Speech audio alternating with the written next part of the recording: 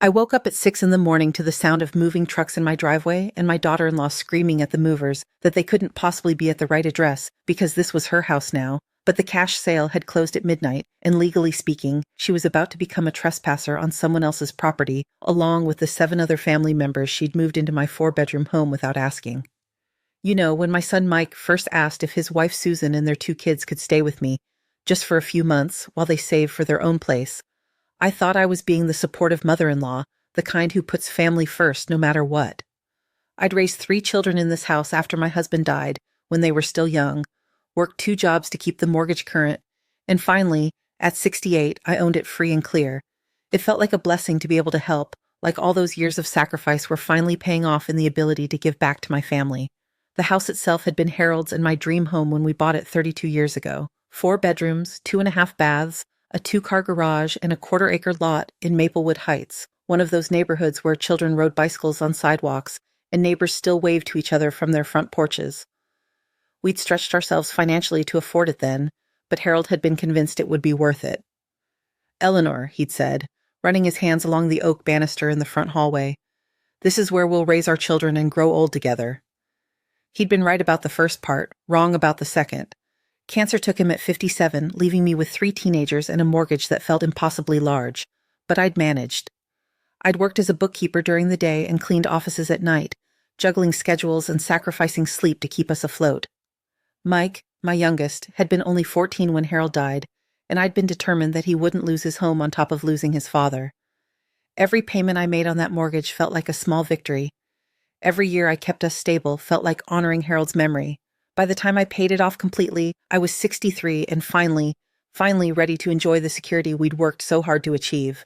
The first week with Mike's family was actually pleasant, almost like having the house full of life again after years of echoing emptiness. Susan seemed genuinely grateful, constantly thanking me for my generosity and marveling at having room to breathe. She'd grown up in what she called cramped conditions, with too many people in too small a space, and she seemed to appreciate every corner of my home. "Mrs. Donnelly," she'd say in that breathy, sweet voice of hers, "you're an angel for letting us stay here. Mike is so lucky to have such a generous mother. I hope someday I can be half the woman you are."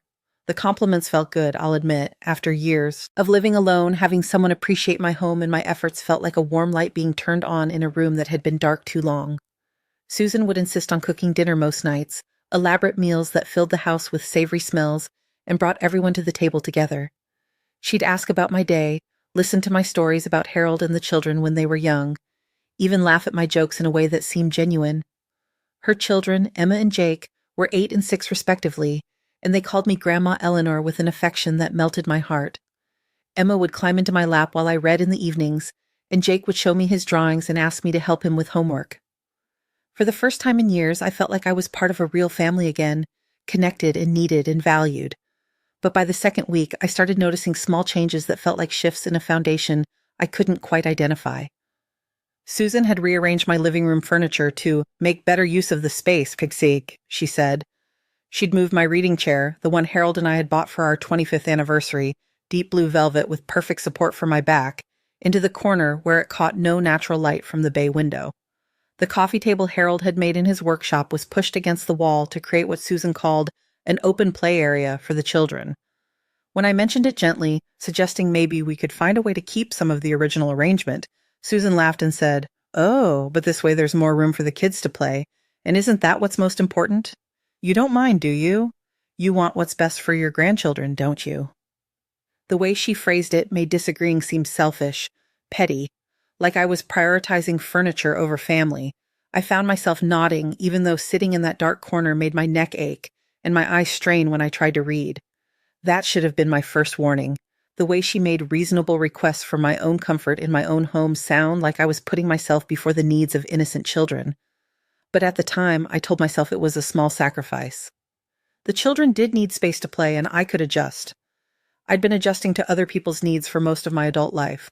First Harold's career demands, then the children's activities and schedules, then the requirements of keeping us all afloat after Harold died. Flexibility had become second nature to me, so automatic I barely noticed when I was bending.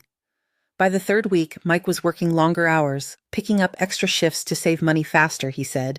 His construction company had been struggling with a slow season, and the overtime pay would help them reach their savings goal more quickly. This left Susan and me alone together most days, and I began to see a different side of her personality, one that emerged gradually like a photograph developing in solution. She'd grown up as the oldest of 6 children, she told me during one of our afternoon conversations, and had learned early how to manage a household, how to make decisions quickly and efficiently. Someone has to be in charge, she'd say, when I'd suggest a different approach to something, whether it was meal planning or discipline for the children, or how to organize the daily routine. Too many cooks spoil the broth, you know? I learned that growing up. When everyone has an opinion and no one's clearly in charge, nothing gets done right. I started feeling like a guest in my own home, tiptoeing around someone else's system and schedule. Susan had subtly taken over meal planning, making lists of groceries that prioritized her family's preferences without asking about mine. She'd reorganized my kitchen cabinets to what she called a more logical system, moving things I'd kept in the same places for 30 years, to locations that made sense to her, but left me searching for basic items like my measuring cups and mixing bowls. When the phone rang, Susan would answer it before I could reach it, saying Donnelly residence, Susan speaking, as if she were the lady of the house and I were some elderly relative being cared for. She'd take messages from me on a notepad she'd bought and placed by the phone, writing down information from my doctor's office or my book club with the efficiency of a secretary managing her employer's calls. I'm just trying to help, she'd say when I mentioned feeling a bit displaced by all these changes. You've been managing everything by yourself for so long, you must be exhausted. Let me take some of the burden off your shoulders. Burden. That word lodged in my chest like the tip of a needle. The management of my own life, my own home, my own routine had become a burden that someone else needed to shoulder. When I mentioned this to Mike during one of our rare moments alone, he was loading lumber in his truck before heading to a job site, his mind clearly focused on work deadlines and crew schedules. He sighed and said, Mom, she's just trying to help. She knows you're getting older, and managing a house this size is a lot of work. Maybe it's time to let someone else handle some of the details, so you can just relax and enjoy your retirement. Getting older, as if at 68 I'd suddenly become incapable of running the same household I'd managed alone for 15 years, as if the competence I'd developed through decades of necessity had somehow evaporated on my last birthday. But the real changes started in month 2 when Susan's mother, Linda, came for what was supposed to be a weekend visit to see how her daughter was settling into her temporary living situation. Linda was a woman in her late 60s who seemed to take up more space than her physical form should allow, with opinions about everything and a voice that carried through walls like she'd been trained for theater projection. She arrived on a Friday afternoon with 3 large suitcases for what Susan had told me was a 2-night stay. Within an hour of her arrival, Linda was walking through my house like she was conducting a real estate inspection, commenting on my decorating choices, my furniture arrangement, my choice of paint colors, even my selection of dish soap and cleaning products. Susan, honey, she said, loud enough for me to hear from the kitchen where I was preparing dinner, you really should talk to Mrs. Donnelly about updating this place. These floral wallpapers went out of style in the 80s, and this carpet, well, it's seen better days. The whole place feels so dated. With a little investment, this could be a really lovely home. I stood at my stove, stirring a pot of soup I'd been making for 30 years, listening to a woman I barely knew critique the home Harold and I had chosen together, the wallpaper we'd hung ourselves one weekend when Mike was 10, the carpet we'd saved for months to afford. Each comment felt like a small slap, casual cruelty disguised as helpful observation. That evening at dinner, Linda dominated the conversation with stories about her other children's homes, comparing their modern kitchens and updated bathrooms to my charming but outdated house. She mentioned several times how much space was going to waste in a house this size with just one person living in it, how practical it would be if multiple generations could share the expenses and responsibilities. It's really the European way, she said, gesturing with her fork. Families staying together, sharing resources, taking care of each other instead of everyone scattered in separate little boxes. So much more economical and sensible. Susan nodded enthusiastically.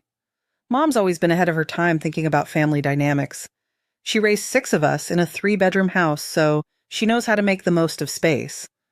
That weekend visit stretched into a week when Linda claimed she'd hurt her back moving her suitcases and couldn't travel safely.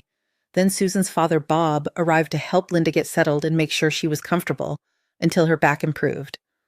Bob was a quiet man who seemed to communicate primarily through throat clearing and newspaper rustling, but his presence filled the house in a different way with the smell of his cigarettes, which he smoked on my back porch, and his habit of watching television at volumes that made conversation impossible. Within days, they'd essentially moved into my guest room and the small den I'd converted into a reading nook after Harold died. My books, carefully organized over years of collecting, were boxed up and moved to the basement. My mother's antique writing desk, where I'd written letters and paid bills for decades, was relocated to make room for Bob's massive recliner, which he'd had Susan and Mike haul up from their old apartment. Linda's craft supplies, bins of yarn and fabric and half-finished projects, spread across every surface in the room like a colorful invasion. "It's just temporary," Susan assured me, when I found my personal belongings stacked in the basement like I'd died, and they were clearing out my estate. "They're going through a rough patch financially, and we're all family now. This is what families do for each other, right? We support each other through difficult times." But I noticed that their rough patch didn't prevent Linda from getting her nails done twice a week at an expensive salon or Bob from buying beer by the case and premium steaks for weekend grilling. When I cautiously mentioned that maybe they could contribute something toward groceries or utilities, since the bills had nearly doubled with 4 additional people in the house, Susan's expression hardened in a way I'd never seen before. "Mrs. Donnelly," she said, her voice losing all its previous sweetness and taking on a tone I might use with a confused child, "I think you're forgetting that Mike and I are paying rent here. We've been giving you $800 a month, which more than covers any extra expenses from having my parents here. My parents aren't some burden, they're helping with childcare and housework. If anything, you should be grateful for the extra help around here at your age." $800 for a 4-bedroom house with a 2-car garage in a neighborhood where comparable rentals went for $2,500 a month minimum, and they weren't paying rent. Mike had been giving me money to help with groceries and utilities, money I'd actually been putting into a savings account intended for their future down payment because I wanted to help them succeed. But somehow, in Susan's telling, this had become rent payments that entitled them to bring whoever they wanted into my home and treat my space like their personal domain. At your age. There it was again, that phrase that seemed to strip away my competence and autonomy with 3 simple words. I tried talking to Mike again, but he was increasingly distant, stressed about money and working 10-hour days 6 days a week. When I finally cornered him one evening as he grabbed a quick dinner before heading to his second job, he looked exhausted and impatient, like my concerns were just one more problem he didn't have energy to handle. "Mom, I know it's crowded, but it's temporary. Susan's family is going through a hard time, and we can't just turn our backs on them. Besides, the house is big enough, and you're here all alone most of the time anyway. Maybe having people around is good for you. You seemed lonely before." All alone. In my own home. As if my solitude were something to be fixed rather than chosen, as if my space were going to waste without their occupation of it. And lonely. When had I ever complained about being lonely? I had friends, activities, a life I'd built carefully around my own interests and schedule. But somehow my contentment with my own company had been reinterpreted as loneliness that needed to be cured by housing, people who treated me like an inconvenience. But the final straw came in month 3 when Susan's 2 younger siblings arrived with their suitcases and sleeping bags, moving in like they were attending an extended sleepover rather than colonizing someone else's home. Jessica, 23 and recently fired from her 3rd job this year for what she called personality conflicts with management, and Kyle, 25 and between opportunities, as he liked to phrase his chronic unemployment. They moved into my basement family room, the space Harold had finished himself when the children were young, where we'd hosted birthday parties and Christmas mornings and family movie nights. Within hours, it was transformed into what looked like a college dormitory, with air mattresses and laundry piles and the constant electronic noise of phones and gaming systems and streaming videos. Jessica had apparently decided that my basement was the perfect place for her fitness routine, setting up at 6 in the morning with workout videos that involved jumping and stomping directly under my bedroom. When I mentioned that the noise was disturbing my sleep, she looked at me with genuine confusion, as if the idea that other people might have different schedules and needs had never occurred to her. "Oh, sorry, Mrs. Donnelly, but this is like the only time I can work out?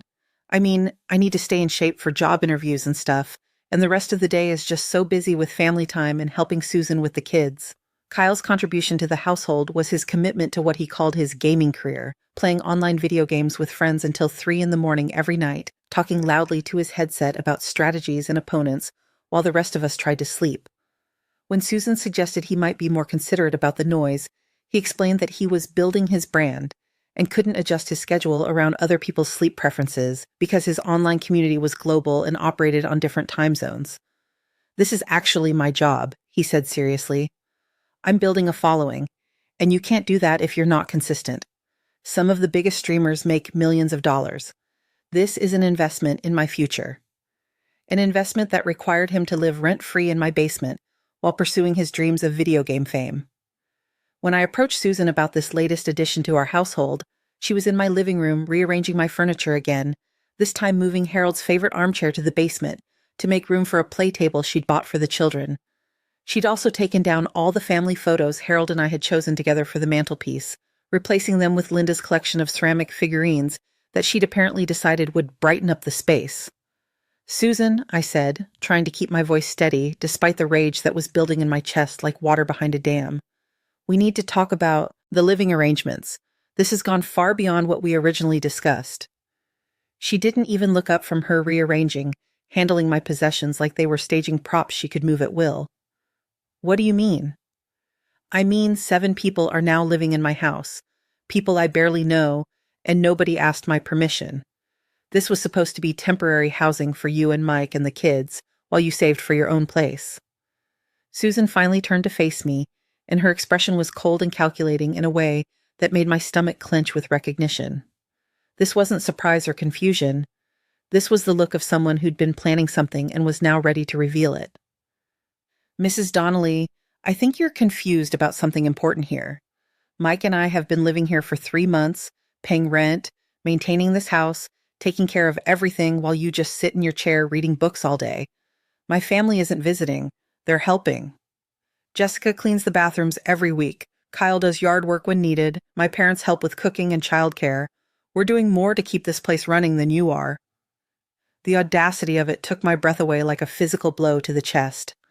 I was paying all the utilities, all the property taxes, all the maintenance costs, all the insurance, buying most of the groceries, and somehow I was the one not contributing to my own household. Jessica cleaned the bathrooms once a week because she used most of the hot water with her 2-hour showers. Kyle had mowed the lawn exactly twice in 3 months, both times after I'd asked repeatedly. Linda's idea of helping with cooking was making elaborate meals that used every pot and pan in my kitchen and left me to clean up the chaos. "This is my house," I said quietly, the words carrying more weight than I'd intended. Susan laughed, actually laughed, a sharp sound that had nothing warm or kind in it. "Is it, though? I mean, legally speaking, Mrs. Donnelly, possession is 9/10 of the law. We've been living here for months, maintaining the property, receiving mail here, establishing residency, and honestly, at your age, trying to maintain a 4-bedroom house by yourself seems a little unrealistic, don't you think? Mike and I have been talking, and we think it might be time to consider whether this arrangement isn't actually better for everyone involved." That phrase, "at your age," hit me like ice water, but it was the rest of it that made me understand exactly what was happening. They weren't planning to leave. They were planning to stay, to establish legal residency, to gradually push me out of my own home while making it seem like it was for my own good, for my own safety, for my own well-being. "My family needs stability," Susan continued, warming to her theme like she'd rehearsed this speech. "The kids need a permanent home, not to be shuttled around from place to place while we try to afford rent somewhere else. My parents need somewhere secure to live out their retirement instead of being a burden on their children.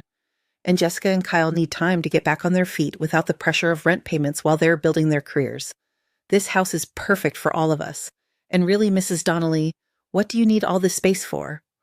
One elderly woman, no visitors, no activities. Wouldn't you be happier in a nice little apartment somewhere? Maybe one of those senior communities where you'd have people your own age to talk to?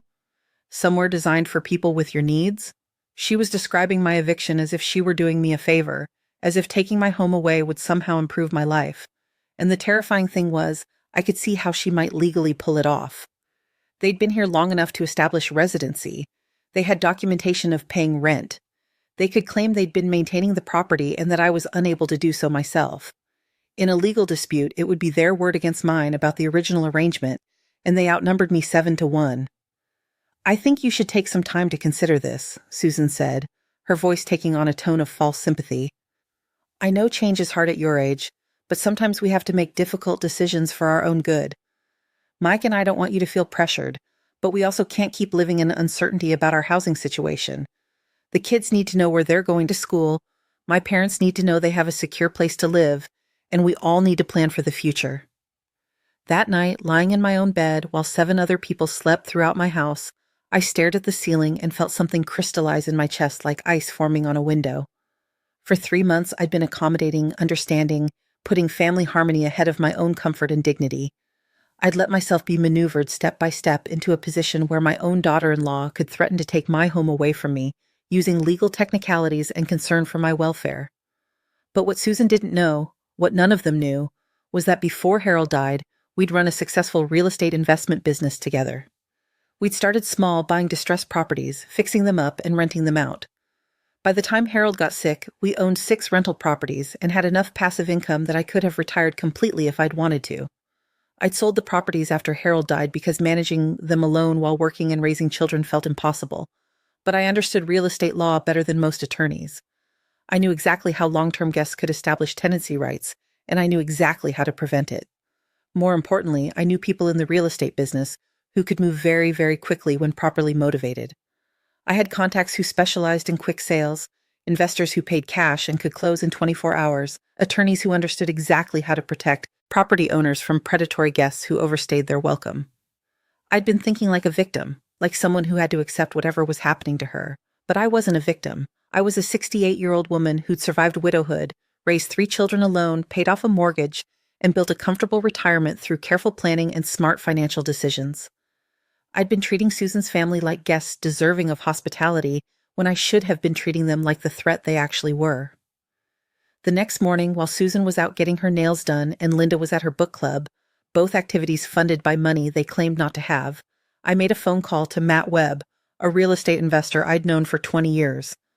Marcus specialized in quick cash purchases, buying properties from people who needed to sell fast for divorces, estate settlements, job relocations, or other urgent situations. Eleanor, his voice boomed through the phone with the enthusiasm of someone genuinely pleased to hear from an old friend. Haven't heard from you in years. How have you been holding up since Harold passed? I've been better, Marcus. I need to ask you about something, and I need absolute discretion. I explained my situation briefly, professionally, the way Harold and I used to discuss business deals when emotions had to be set aside in favor of practical solutions. Marcus listened without interrupting, and when I finished, he was quiet for a moment in the way that meant he was thinking through all the angles. So you want to sell the house out from under them? I want to sell my house, I corrected firmly. What they do after that is their concern, not mine. Eleanor, you know I can close fast, but we're talking about 24 to 48 hours at most, and my cash offer won't be market value. I'll need enough margin to cover my costs and risk. I understand. What could you offer? He named a figure that was $30,000 below market value, but still more than enough for me to buy a smaller place outright and have money left over for a very comfortable retirement. More importantly, it was a figure that could close immediately, with no financing contingencies, no inspections, no delays that would give Susan's family time to establish stronger legal protections for themselves. I can have the papers drawn up by this afternoon, Marcus said. But Eleanor, are you absolutely sure about this? I mean, it's your family. There might be other ways to handle the situation. Marcus, my family is trying to steal my house, using my own hospitality against me. I'm not going to negotiate with people who mistake my kindness for weakness. All right, then. I'll call my attorney and get the paperwork started. You'll need to have the house empty of your personal belongings, though. I can give the current occupants 30 days' notice as required by law, but I'll need to take possession immediately. That won't be a on-hikes problem. While Susan and her family went about their day, treating my home like their personal domain and making plans for their permanent residence, I spent the afternoon in my lawyer's office finalizing the sale paperwork. Janet Morrison had been Harold's and my attorney for 15 years, and she understood exactly what I was doing and why. The sale is completely legal, she assured me, reviewing each document carefully. The house is in your name only, you have every right to sell it, and as long as proper notice is given to any tenants, which I'll handle through registered mail, there's nothing they can do to stop it. What about their claim to residency rights? Janet smiled grimly, the expression of someone who'd dealt with similar situations before. Paying rent doesn't give you ownership rights, Eleanor, and even if they tried to claim tenant protections, the new owner has the right to occupy the property themselves, which terminates any tenancy agreements. They'll have 30 days to vacate after receiving notice, just like any other rental situation. And there's no way they can challenge the sale itself? Not unless they can prove fraud or coercion, which they can't because there wasn't any. You're a competent adult with every right to sell your own property. The fact that they don't like the timing is irrelevant from a legal standpoint. That evening, while Susan's family gathered in my living room, watching television on my couch and discussing their plans for redecorating my kitchen, I sat at my dining room table signing the final papers. Marcus would take possession at midnight, and professional movers would arrive at 6 in the morning to remove my personal belongings, which I'd already arranged to have transported to a furnished apartment I'd rented on the other side of town. The beauty of the plan was its simplicity and finality. No arguments, no negotiations, no family drama. Just the reality of legal ownership and the consequences of underestimating someone they'd decided was just a helpless old woman who could be manipulated and displaced at their convenience. I'd spent 32 years in this house, and saying goodbye should have felt more difficult. But as I walked through the rooms that evening, seeing my possessions mixed with theirs, my space reorganized around their needs, my home transformed into their domain, I felt nothing but relief. They'd made it impossible for me to feel at home here, so losing it felt more like an escape than a sacrifice. I went to bed early that night, listening to the sounds of 7 people who believed they'd successfully colonized my home. Kyle was playing video games in the basement, the electronic sounds and his shouted commentary drifting up through the floor. Jessica was on a phone call in the kitchen, complaining loudly about her job search and the unrealistic expectations of potential employers. Linda and Bob were arguing about what to watch on television, their voices carrying through the thin walls of what used to be my reading room. And Susan was in the living room with Mike, telling him about her ideas for converting my bedroom into a master suite and moving me into the smaller guest room where I'd be more comfortable and have everything on one level. They were making plans for my space as if I didn't exist, as if I'd already been successfully erased from my own life. But in less than 6 hours, they were about to discover that possession might be 9/10 of the law, but ownership is 10/10, and legal documents trump family presumptions every single time. I slept better that night than I had in 3 months. At 5:30 in the morning, I was dressed and waiting with my 2 suitcases by the front door when the moving truck arrived. Marcus had arranged for a professional crew to pack and move my essentials, my clothes, Harold's photographs, my mother's china, my books, and a few pieces of furniture that held sentimental value. Everything I needed to start fresh somewhere that was actually mine, where my presence was welcome rather than tolerated. The sound of the truck backing into the driveway woke the house gradually, like dominoes falling in slow motion. First, Kyle's video game stopped in the basement. Then I heard footsteps on the stairs. Then Jessica's voice calling out, "What's that noise outside?" Then more footsteps, confused voices, and finally Susan's voice, sharp with alarm. "Mrs. Donnelly? What's that noise outside?" I opened the front door and stepped out into the crisp morning air to direct the movers, leaving the door open so the sound and activity would carry clearly through the house. The movers were efficient and professional, men who'd obviously done this kind of rapid relocation before and understood the need for speed and discretion. Within minutes, Susan appeared in the doorway wearing her bathrobe, her hair disheveled, her face confused and then alarmed as she saw uniformed men carrying boxes and furniture out of the house. "What's happening?" she demanded, her voice rising with each word. "Mrs. Donnelly, what are these men doing?" "They're moving my belongings," I said calmly, checking items off my list as the movers worked with professional efficiency. "Moving your belongings where? What are you talking about?" By now, the entire household had gathered on the front porch and lawn, 7 people in various states of undress and bewilderment, watching as my possessions were loaded systematically into the truck. Linda was clutching her bathrobe and looking around like she expected this to be some kind of elaborate practical joke. Bob stood smoking a cigarette with shaking hands. Jessica and Kyle looked like teenagers whose parents had just announced an unexpected move, confused and helpless. Mike stood slightly apart from the others, his face pale with growing understanding. "Mrs. Donnelly," Susan's voice was rising to near hysteria, "you can't just move out without discussing this with us? We have an arrangement. We've been paying rent. You can't just abandon us like this." I looked at her with the same calm I'd felt since signing the papers, a peace that came from finally taking control of a situation that had spiraled beyond all reasonable boundaries. "I'm not abandoning anyone, Susan. I'm simply moving to a place that better suits my needs.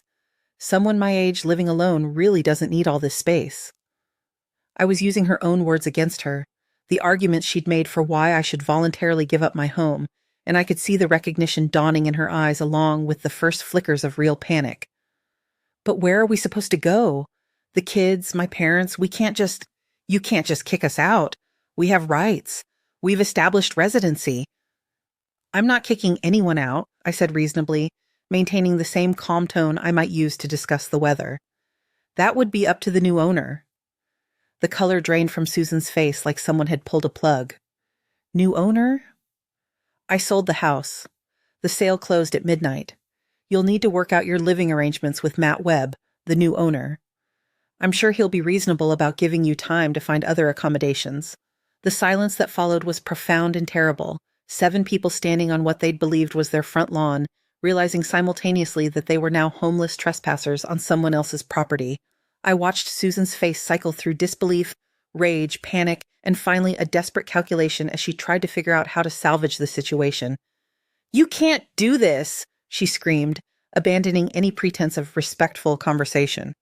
"We have rights. We've been living here. We have residency. We've been paying rent. You can't just sell someone's home out from under them." "Actually," I said, pulling a folded document from my purse, "you've been guests in my home, and according to this legal notice that my attorney prepared, you have 30 days to vacate the premises. The new owner is exercising his right to occupy the property for personal use, which terminates any claims to tenancy you might think you have." Linda had been standing in shocked silence, but now she found her voice. "This is insane. Eleanor, you can't throw your own family out on the street. What kind of person does something like this?" "The kind of person who won't let herself be driven out of her own home by people who mistake hospitality for inheritance rights," I replied.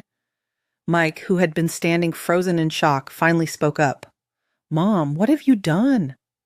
I looked at my son, this man I'd raised and sacrificed for, who had stood by while his wife systematically took over my home and planned to push me out of it. "I've protected myself, Mike, something I should have done 3 months ago." "But we're family," Susan was crying now, genuine tears of panic and rage streaming down her face. "You can't destroy your own family like this. We trusted you. We thought you loved us." "I'm not destroying anything," I said quietly, feeling the weight of absolute certainty behind my words. "I'm simply choosing not to be destroyed myself." The movers finished loading my belongings with professional indifference to the family drama playing out around them. I signed their paperwork, tipped them appropriately for their efficiency and discretion, and got into my car while 7 people stood in the driveway of a house that no longer offered them shelter. As I drove away toward my new life, I could see them in my rearview mirror, a small cluster of displaced people beginning to understand that their assumptions about power and ownership and family obligation had been catastrophically wrong. Susan was on her phone, probably calling lawyers or relatives or anyone who might help her reverse what couldn't be reversed. Linda was gesturing wildly, no doubt offering opinions and blame to anyone within hearing distance. Mike stood apart from the others, his hands in his pockets, staring at the house like he was trying to understand how everything had changed so quickly. But I felt no guilt, no regret, no second thoughts about what I'd done. For 3 months, I'd watched these people systematically dismantle my life while convincing themselves they were helping me.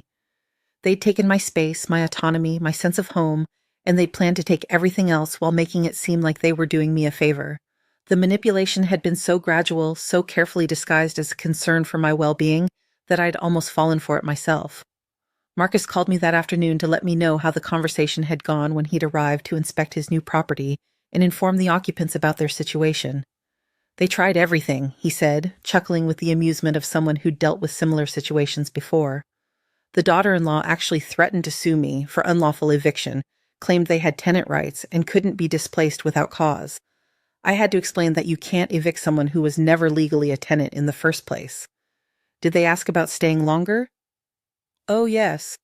Offered to pay market rate rent immediately, promised to be model tenants, the whole thing. Even offered to buy the house from me at above market value if I'd give them time to arrange financing. But Eleanor, I'm planning to flip this property anyway, and I can't have 7 people camping out while I'm trying to renovate. They've got their 30 days, but that's it. I felt a small, satisfied warmth in my chest. Not cruelty exactly, but justice. They would have to find their own solutions, make their own arrangements, take responsibility for their own lives instead of parasitically attaching themselves to mine and expecting me to subsidize their choices indefinitely. The son seemed to understand the situation better than the rest, Marcus continued. Asked me to let him know if I needed any construction work done on the renovation. Seems like a decent enough guy who got caught up in his wife's schemes. That gave me some hope for Mike. Maybe losing the free housing would help him see how his wife had manipulated the situation, how she'd used his mother's generosity as a weapon against her.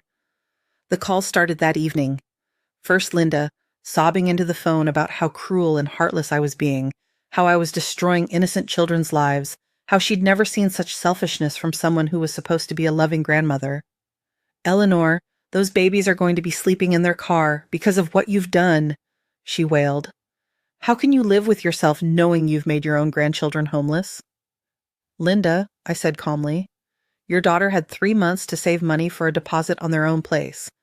Instead, she chose to move her entire extended family into my home without permission and then threatened to have me declared incompetent so she could take legal control of my property. The children's housing situation is the direct result of their parents' choices, not mine. But family is supposed to help each other. Family is supposed to stick together. You're absolutely right, I agreed. Family should help each other, which is exactly why Susan's family should be helping her find housing instead of expecting a 68-year-old woman to house 7 adults indefinitely. Linda hung up on me, but not before informing me that I was dead to her and that she'd make sure everyone knew what kind of person I really was. Jessica called next, her voice thick with tears and indignation. Mrs. Donnelly, I can't believe you would do this to us. I thought you were like a nice person. I thought you cared about family. Jessica, I do care about family, which is why I let you live in my home rent-free for months while you looked for work. But caring about family doesn't mean letting them take advantage of me indefinitely. But I don't have anywhere to go. I don't have money for a deposit and first month's rent. Then perhaps it's time to take whatever job you can find instead of waiting for the perfect opportunity. Most people work jobs they don't love in order to pay for their housing. She hung up too, but not before calling me some names that I won't repeat here. Kyle's approach was different. He called with what he clearly thought was a reasonable business proposition. Mrs. Donnelly, I've been thinking about this situation, and I have a solution that could work for everyone. What if I paid you rent to stay in the basement, like real rent, market rate? I'm close to monetizing my streaming channel, and I could probably swing $300 or $400 a month. Kyle, the house has been sold. I no longer own it, so I can't rent anything to anyone.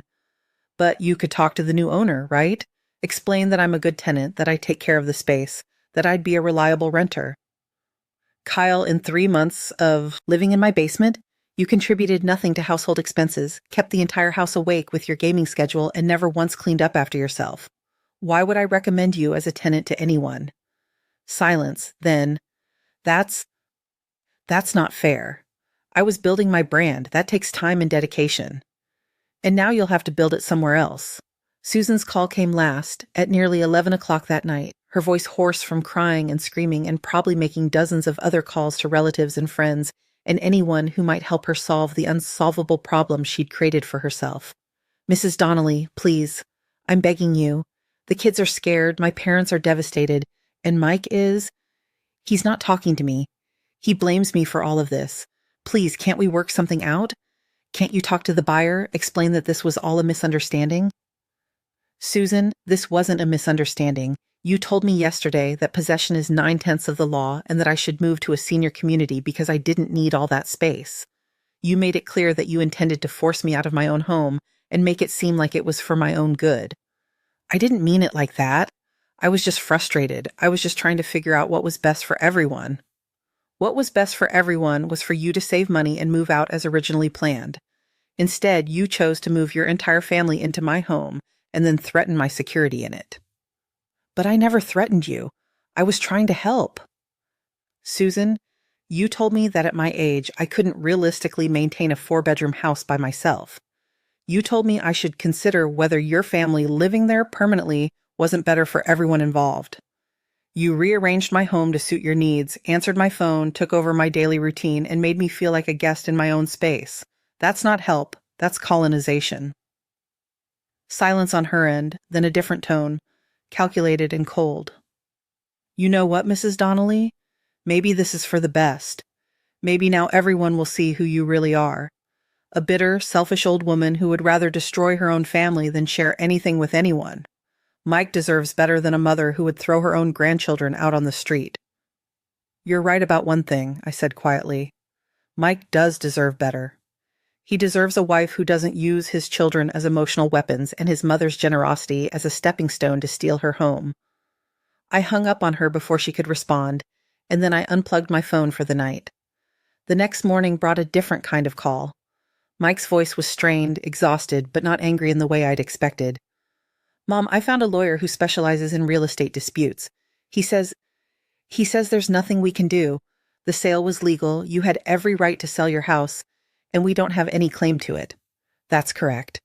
He also said that if we'd tried to establish adverse possession or challenge your competency to manage the property, we probably would have lost anyway because you clearly knew exactly what you were doing. Also correct. A long pause. Mom, I need to ask you something and I need you to be honest with me. Was Susan really planning to try to take the house away from you? I considered how much to tell him, how much truth he was ready to hear about his wife's character and intentions. Mike, your wife told me yesterday that possession is 9/10 of the law, that my family had been maintaining the property while I just sat in my chair reading all day, and that I should consider whether it wasn't time for me to move to a senior community where I'd be happier. She suggested that your family living there permanently was what was best for everyone involved. She made it clear that my presence in my own home was becoming inconvenient. Another long pause. Jesus, Mom. I had no idea she was saying things like that to you.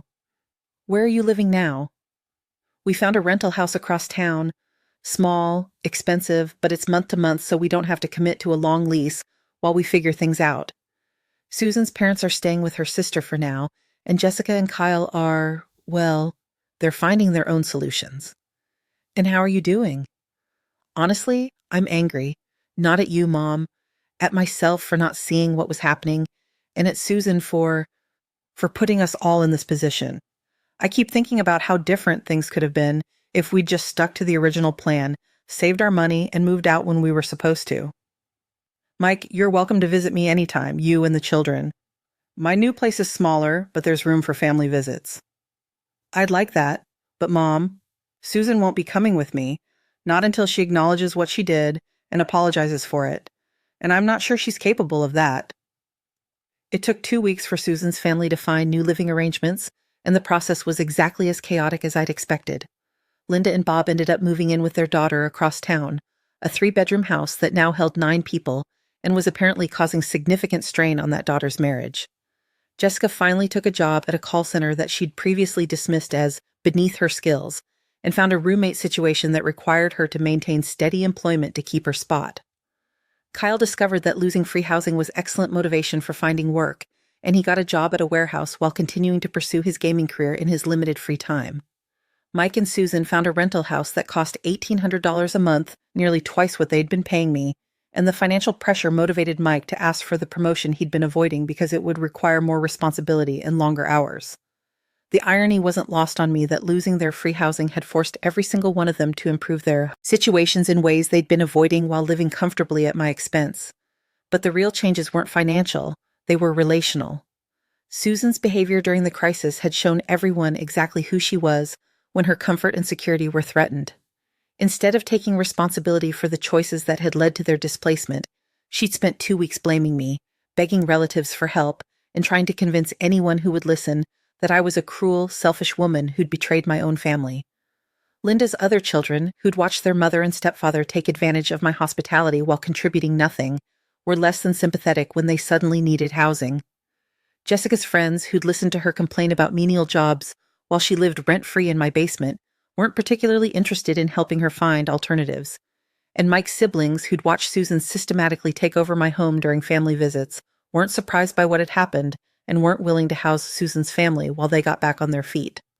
Susan had burned through her social support network by treating other people's generosity as an entitlement rather than a gift, and now she was discovering that family loyalty has limits when it's not reciprocated. Susan sent me one letter, delivered to my new address through channels I can only assume involved significant detective work, since I hadn't given any of them my new contact information. Mrs. Donnelly, it read in Susan's careful handwriting. I hope you're satisfied with what you've done. You've destroyed a family, left children homeless, and shown everyone your true selfish nature. I thought you were better than this, but I guess I was wrong about the kind of person you really are. Mike won't talk to me about you anymore, and the kids keep asking why Grandma Eleanor doesn't love them anymore. I hope you can live with what you've done to innocent children who trusted you. I read the letter twice, then filed it away as a reminder of how thoroughly some people can convince themselves that their exploitation of others is actually kindness, and that resistance to being exploited is selfishness. Even in defeat, Susan couldn't acknowledge that her own choices had led to their displacement. Even facing homelessness, she couldn't take responsibility for the manipulation and threats that had made her unwelcome in my home. But Mike's letter, which arrived a month later, was different in tone and content. Mom, I owe you an apology. I've been thinking about everything that happened, and I realize I let Susan convince me that you were being unreasonable when you were actually being used. I was so focused on keeping peace in my marriage and providing for my family that I didn't protect you the way I should have. I didn't see how Susan was taking over your space and making you uncomfortable in your own home. I didn't realize she was planning to push you out, permanently. I don't expect you to forgive me right away, but I hope someday we can rebuild our relationship on better terms. I called him that evening, and we talked for 2 hours. Not about Susan or the house or what had happened, but about his job, his children, his hopes for the future. It was the first real conversation we'd had in years, unfiltered by Susan's presence or influence, uncomplicated by the tension that had been building in my home for months. Would you like to bring the kids to my apartment this weekend? I asked before we hung up. I have a park right across the street, and there's a good ice cream place within walking distance. They'd love that, he said, and I could hear the relief in his voice. And Mom, I'm proud of you for standing up for yourself. It couldn't have been easy, but it was the right thing to do. It hadn't been easy, but it had been necessary, and it had been right, and most importantly, it had worked. 6 months later, I'm settled into my new life with a satisfaction I hadn't expected when I first signed those sale papers. My apartment is smaller but entirely mine, arranged exactly as I like it, filled only with people I choose to invite. Every stick of furniture is where I want it. Every routine is designed around my preferences. Every decision about my space and my time is mine to make. I have a small balcony where I grow herbs and flowers, plants I can tend without anyone rearranging my garden to make room for their outdoor furniture. I have a reading nook with perfect lighting where I can sit for hours without anyone suggesting I should be doing something more productive with my time. I have neighbors who respect boundaries because they have their own lives to maintain, their own spaces to fill, their own problems to solve. Mike visits regularly with the children, and we're rebuilding our relationship on the foundation of mutual respect rather than assumed obligation. Emma and Jake call me Grandma Eleanor again, and they seem to have adjusted well to having their own rooms in their parents' rental house, instead of sharing space with multiple extended family members. They tell me about school, about friends, about their activities, and I listen without anyone interrupting to redirect the conversation toward adult concerns and family drama. Susan is not welcome in my home, a boundary I maintain without guilt or explanation. She made her choice when she decided I was an obstacle to be managed rather than a person to be respected. Mike has stopped asking me to reconsider this boundary, and he stopped making excuses for her behavior. Whether their marriage survives her manipulative character remains to be seen, but it's no longer my problem to solve. The financial aspect worked out better than I'd hoped. The money from the house sale, invested wisely with the help of a financial advisor I trust, provides me with enough income to live comfortably without depending on anyone. I volunteer at the library, twice a week, helping elderly patrons navigate computer systems and digital resources. I take art classes at the community center, something I'd wanted to do for years but never had time for when I was managing a house full of other people's needs and demands. I travel when I want to, short trips to places I've always wanted to see. Last month I spent a week in Charleston, walking through historic neighborhoods and eating at restaurants where I could order exactly what I wanted without consulting anyone else's preferences or dietary restrictions. Next month I'm planning a trip to see my sister in Oregon, something I couldn't do when my house was full of people who expected me to be available for their childcare and household management needs.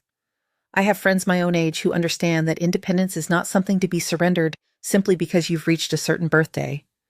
We meet for coffee, attend cultural events together, share books and recommendations and stories about our families and our pasts. None of them treat my living alone as a problem to be solved or a sadness to be pitied. They understand that solitude can be a choice rather than a circumstance, that privacy can be a luxury rather than a burden. Sometimes people who hear my story ask me if I regret being so harsh, if I miss the family gatherings and the sound of children in the house, if I wouldn't be happier with the security of having family nearby. But they're asking the wrong questions. The questions aren't whether I miss what I lost, but whether I value what I gained, whether the peace I have now is worth more than the chaos I left behind. I gained my self-respect back. I gained the knowledge that I could still protect myself when necessary, that I wasn't too old or too vulnerable to fight for my own interests. I gained a life that belongs entirely to me, free from people who mistake kindness for weakness and generosity for surrender. And perhaps most importantly, I gained the understanding that family loyalty should never require the sacrifice of your own dignity, your own security, or your own right to determine how you live in your own space. Love shouldn't cost you your autonomy. Generosity shouldn't cost you your home. Hospitality shouldn't cost you your peace of mind. Susan learned that possession is not, in fact, 9/10 of the law when you're dealing with someone who understands all 10/10. She learned that underestimating an older woman's intelligence, resources, and willingness to protect herself is a mistake you only make once. And everyone else in her family learned that there are consequences for taking advantage of someone's hospitality and then threatening their security in their own home. The last I heard, Susan F. was still trying to convince people that I'd been unreasonable, that I'd overreacted to a simple family misunderstanding, that I'd destroyed relationships over minor disagreements about living arrangements. But the people who matter, Mike, my other children, my longtime friends, understand exactly what happened and why I did what I did. They've seen how much happier and more relaxed I am now, how much more myself I seem when I'm not walking on eggshells in my own home. I sleep well at night in my apartment, surrounded by my own chosen belongings, secure in the knowledge that every person under this roof is here because I want them to be. My space is my own, my time is my own, my decisions are my own. And if anyone ever mistakes my hospitality for vulnerability again, if anyone ever tries to use my generosity as a weapon against me, well, I've already proven I know exactly how to protect what's mine. The house in Maplewood Heights sold to a young couple with 2 children after Marcus finished his renovations. Sometimes I drive by and see them working in the garden Harold and I planted, watch their children playing in the yard where my children once played. It makes me happy to see the house filled with people who chose to be there, who worked and saved and planned to make it their home instead of simply moving in and claiming it by right of occupation. That's the difference between earning something and taking it, between building a life and colonizing someone else's. That's the difference between family love and family exploitation, between helping someone and helping yourself to what's theirs. I learned that difference the hard way, but I learned it completely, and I'll never forget it again.